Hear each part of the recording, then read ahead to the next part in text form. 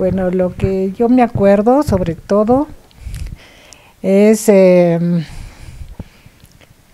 que vivíamos en París, claro, y de repente sonaban las sirenas y yo lo que más notaba era la preocupación de mi mamá para poder reunir las cosas, sobre todo las cosas del bebé, porque mi hermano, si fue él nació en el 39, quiere decir que era muy chiquito cuando los alemanes entraron a París, no, en el 40 entraron a París, y entonces había que irse a refugiar al metro, a los subterráneos, y tenía que llevar pues las botellas de leche para que pudiera comer algo. Pero pues casi nunca lográbamos llegar, no, sí logramos llegar algunas veces, pero muchas veces hasta estaba el jardín y abajo había como una, pues no sé, una covacha, o no sé exactamente qué sería, y allí es donde íbamos a escondernos mientras estaba la alarma de posible bombardeo, que creo que no nos tocó ninguno. Ahora, pues me acuerdo que pues, se espantaba uno, sobre todo por ver el espanto de los padres, el miedo. Y yo me acuerdo de una cosa, y no sé si es verdad o no, pero que alguna vez de que fuimos al metro nos probaron las máscaras de gases cuando fuimos a ese pueblo que dice, ese sí no me acordaba el nombre, mi hermana sí se acordó, y que pues mucha gente salió para evitar los bombardeos y mi papá no vino con nosotros. Él se quedó en París, era parte de la resistencia francesa, es lo que a mí me dijeron, pero sí sé que caminaba para irnos a ver de vez en cuando y creo que eran como 35 kilómetros los que caminaba para llegar a vernos. Ahora, en ese pueblo yo me acuerdo la primera paliza que recibí, que fue cuando los alemanes llegaron y nos invitaron a un camión a subir y nos empezaron a regalar chocolates y llegamos a la casa con los chocolates y mi mamá nos dio una tunda pero de las buenas. Me imagino que se dio una asustada espantosa de pensar que habíamos estado en un camión con los nazis, ¿no? Yo siempre le digo que lo que hizo mi mamá fue Chofi Choice, porque mi papá mandó por nosotras dos, por mi hermana y por mí. Y mi mamá después me cuenta que como no conocía al Señor y no sabía qué iba a pasar, hizo lo que Chofi en la película Sophie Choice. Pues yo voy a mandar no a la que quiero más ni a la que quiero menos, sino a la mayor. Ella me gana por 2 años, entonces tiene su lógica de que la haya mandado a ella, porque era más fácil que ella le preguntaban el nombre y todo y respondiera bien, mientras que yo, que era pues, mucho más chica, fuera a decir cosas equivocadas y me agarraran, ¿no? Muchos de los recuerdos que tengo son por las pláticas de mi mamá. No creo tener muy claros todos los datos.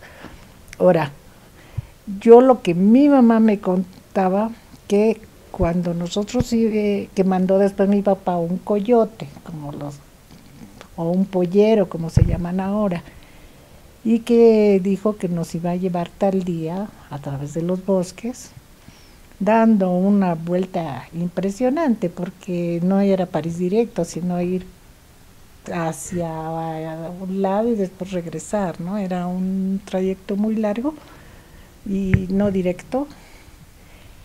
Y que el día que íbamos a salir, un día antes, vino el señor y le dijo que se suspendía el viaje porque acababan de agarrar un grupo y entonces no sé de cuánto sería el grupo que él estaba formando con nosotros y que él suspendía el viaje. Y mi mamá le contestó que era hoy o nunca. Y entonces que los únicos que salieron con este señor fue mi mamá, mi hermano y yo, más el pollero. que fuimos los únicos que atravesamos esa noche. Mi mamá cuenta otras cosas. Yo era, como dicen, una vague aria, es decir, muy güerita, con los pelos así, un poco parecida incluso en las fotos que veo a Shirley Temple, una cosa así.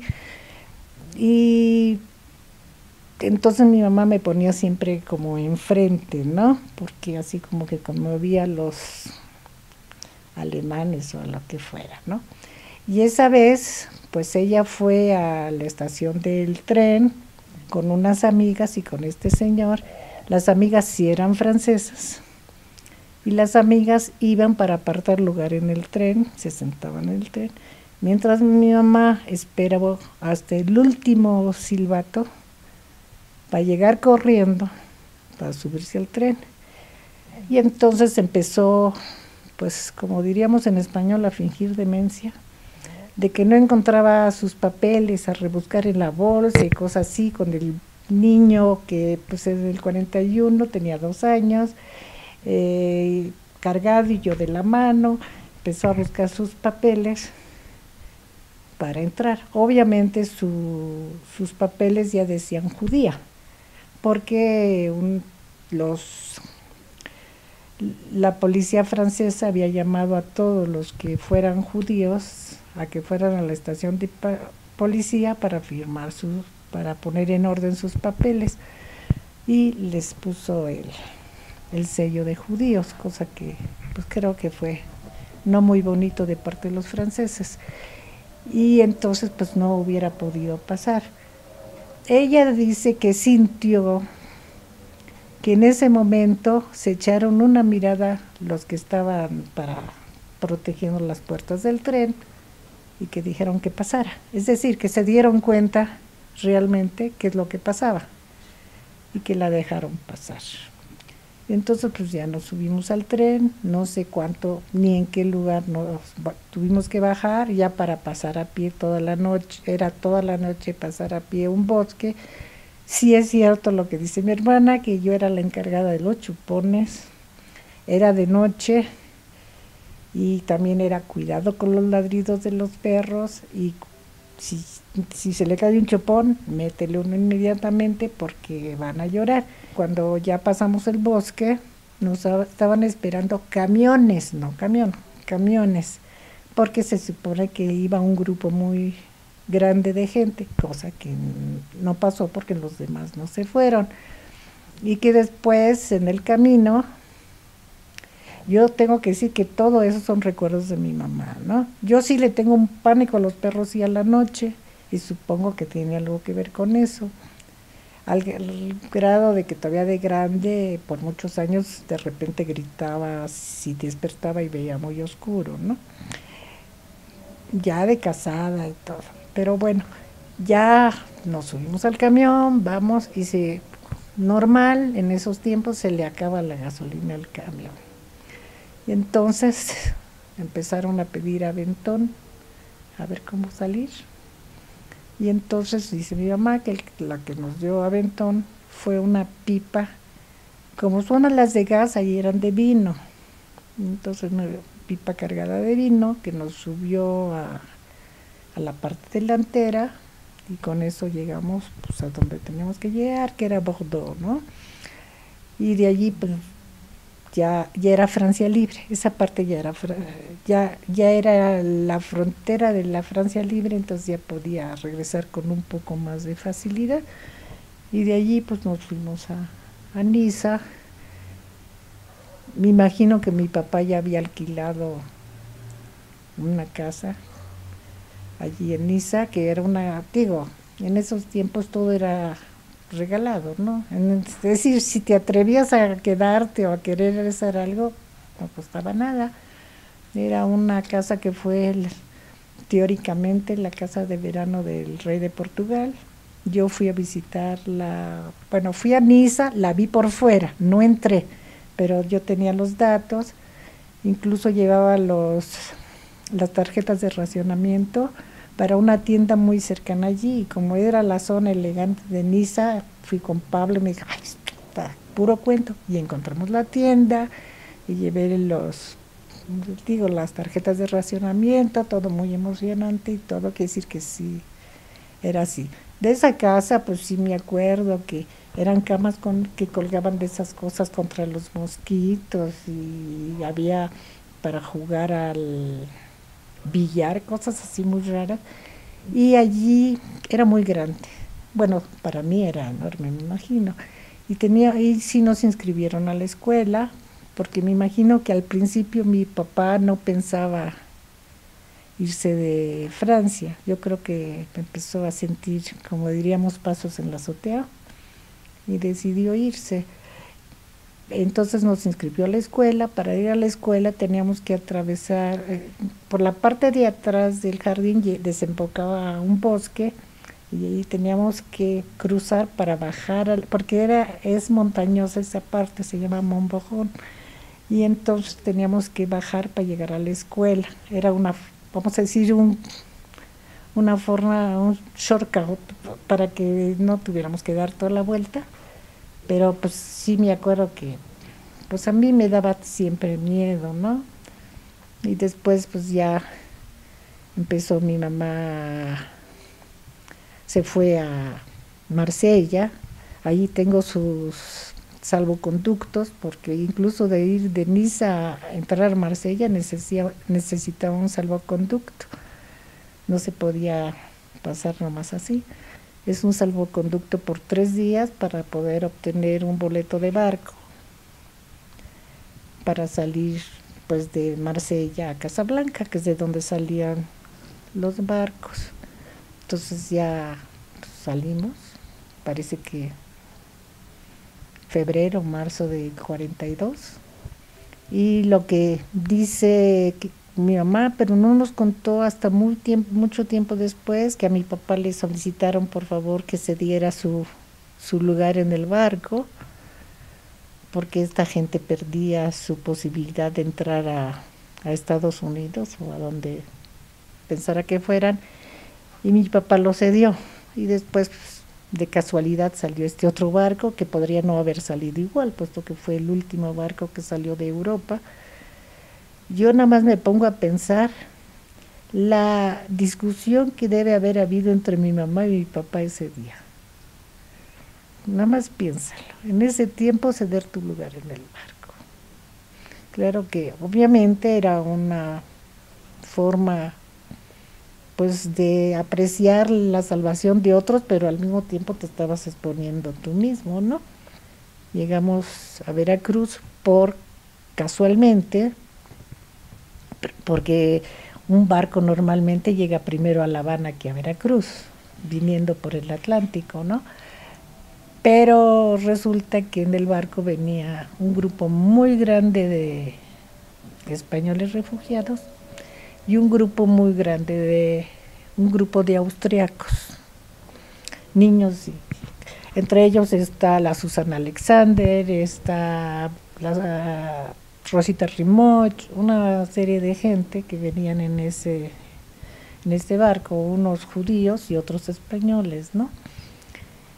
Y entonces estaba Miguel Alemán esperando ese barco, era secretario de Gobernación, y como traía, me imagino que tenían una fecha en cuanto tenían que llegar o alguna posibilidad, no sé exactamente, entonces el barco paró primero en Veracruz.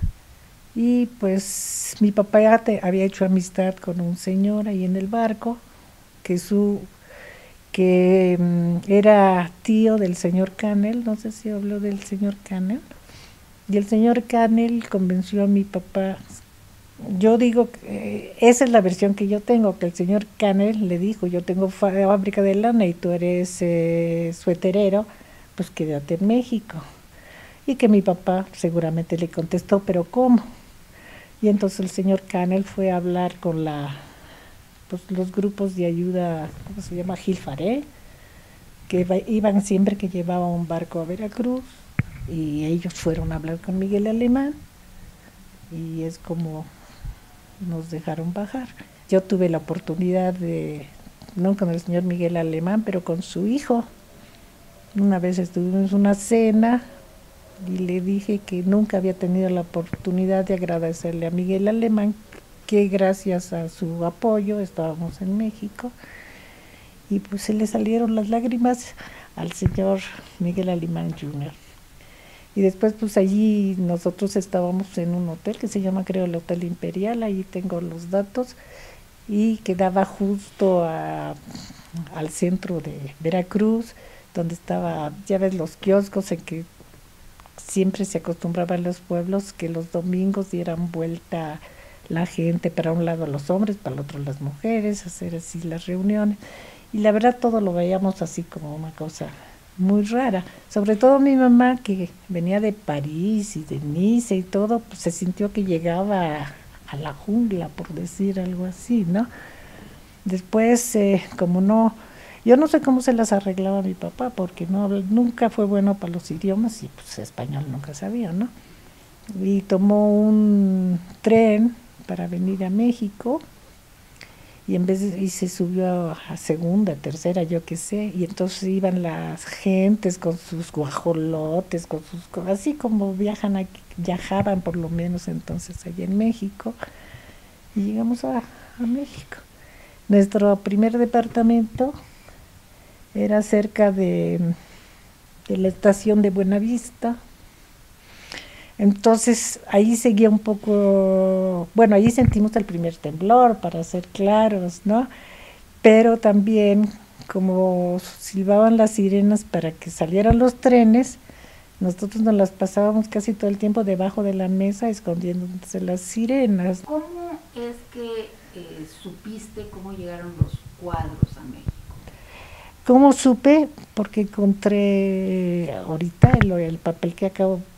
Bueno, mi mamá decía, de repente, yo me acuerdo que vivíamos en la calle de Cholula, cuando llegaron unos tubos grandotes, bueno, cajas cuadradas, y adentro venían los cuadros enrollados, y yo no sabía exactamente cómo habían llegado, y cuando últimamente hablé con mi hermana, dice, yo la verdad no sé cómo llegaron, pero como tengo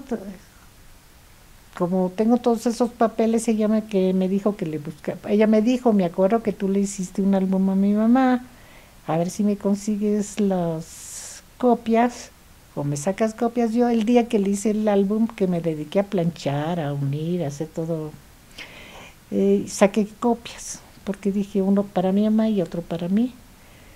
Hasta eso saqué 2 copias. Y ayer o antier que abro así, estas son las copias, y que veo la firma Van Monfort, entonces me empecé a leer, y es cuando supe exactamente que el señor tuvo en depósito, que él le firmó un depósito a mi mamá de los cuadros, y ya cuando mi mamá después de la guerra se puso en contacto con él, se los mandó por barco, me imagino, ¿no? Cuando Peña Nieto estuvo ahorita en Marsella, le hicieron un homenaje a Gilberto Bosque. Empezaron a hablar de Gilberto Bosque, que realmente fue una persona muy impresionante, pero lo que yo oí en la televisión y me sentí molesta fue porque dijeron que era por órdenes de Lázaro Cárdenas, y Lázaro Cárdenas ya no era presidente, era Ávila Camacho, el presidente. Cuando Gilberto Bosque fue cónsul en Marsella, fue Ávila Camacho. Entonces, ¿por qué darle crédito a Lázaro Cárdenas? Tendrá muchos otros créditos, pero en ese sentido él no tenía que ver en ese momento con Gilberto Bosque, sino era el general Ávila Camacho. Eso porque ahí dice bien claro, y lo dijeron ellos bien claro, que fue cónsul del 40 al 42, y Ávila Camacho fue presidente del 40 al 46. Mis abuelos eran jasídicos, el abuelo era jasí, y entonces las mujeres, y le tocó 7 mujeres y 2 hombres, de las cuales 3 se hicieron comunistas.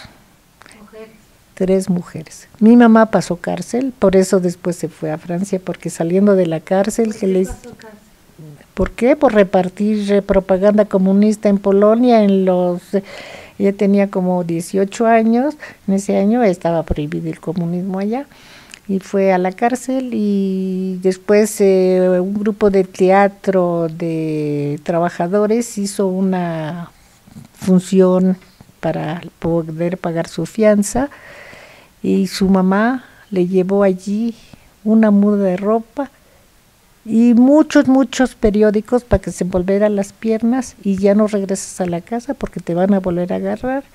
Y tuvo que cruzar por la que era una survivor, realmente era mi mamá, y pasó la frontera a pie en invierno. ¿Hacia dónde? Polonia y Bélgica, ¿no? Yo no sé si llegó, bueno, donde llegó fue a Bélgica, pero creo que ha de haber cruzado a Alemania, porque como que es más lógico el camino, ¿no? Pero era en invierno, con la única protección para las piernas eran periódicos envueltos en sus pies, ¿no? Porque su mamá no quería que se dieran cuenta que se iba a salir, ¿no? Ella, su especialidad fue pasear fronteras como si fuera el río Bravo, ¿no? Pasó allí, después allí en Bélgica conoció a mi papá y mi papá la invitó a una función de cine a ver el acorazado Potiomkin. Dijo, no, ¿cómo me llevas allá? ¿Qué tal si pasa algo? Ay, no, ¿qué va a pasar? No sé qué. Bueno, sí pasó, la agarraron y la metieron a la cárcel y la deportaron. Allí llegó un momento que la deportaron, ella dice en un vagón de tren totalmente cerrado, pero en cuanto la bajaron, ella se volvió a regresar, ¿no? Y después ya se pasó de Bélgica a Francia también a pie. Todo lo así, ella sí era una verdadera survivor. Y pues estamos hablando, ella nació en el 8, ella tendría como 20 años, estamos hablando del 28, era de las primeras mujeres muy sí, por la liberación femenina, muy por sus ideas propias, ¿no? Para mí es realmente una mujer extraordinaria, ¿no? Y que después se casó con un señor que era muy posesivo, como son todos los hombres, pero siguió ella con las cosas, ¿no? Pero sí, ella luchó mucho y por eso, como te conté, el viaje, esa que dijo, yo sí, los demás se echarán para atrás, pero yo no, yo sigo adelante, digo, era de una fortaleza muy grande, ¿no? Entonces, que a mi pobre abuelo le hayan salido comunistas sus mujeres, pues